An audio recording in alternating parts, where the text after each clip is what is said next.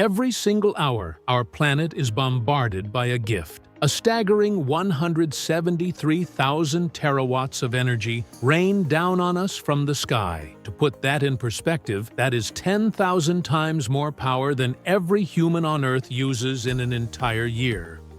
Wait.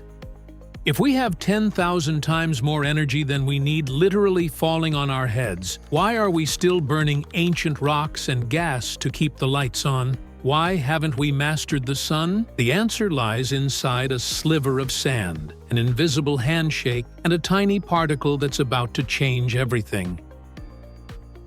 To understand how we catch a star, we have to look at the second most abundant element on Earth, silicon.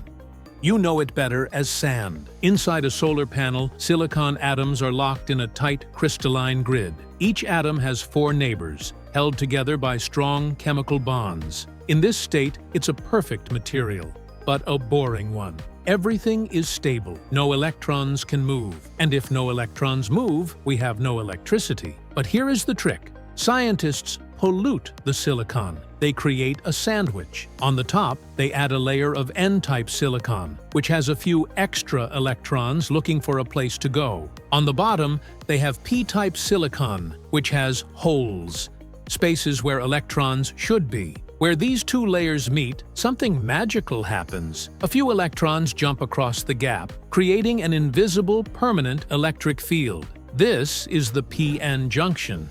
Now, imagine the sun. It isn't just a ball of light. It's a high-speed cannon firing billions of tiny energy packets called photons. When a photon strikes a silicon atom with enough energy, it acts like a cue ball hitting a billiard ball. Crack.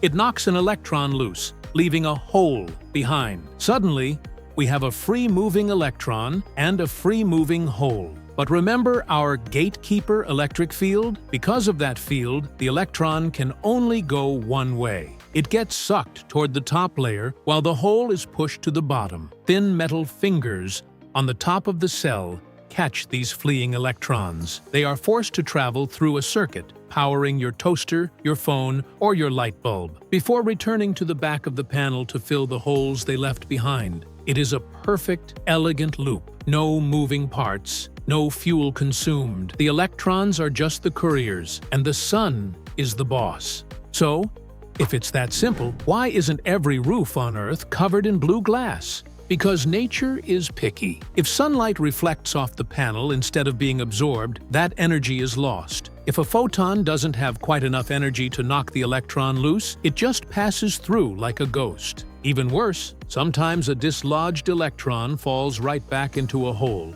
before it can do any work. Right now, the average commercial solar panel is only about 15 to 20% efficient. Even our most advanced lab-grown cells only hit about 46%. We are still leaving half the energy on the table. Then, there's the Seattle problem. The sun is consistent, but our weather isn't. To power the world, we don't just need panels. We need a way to move electricity from the sunny Sahara to a cloudy Finland, and massive batteries to store the light for when the stars come out.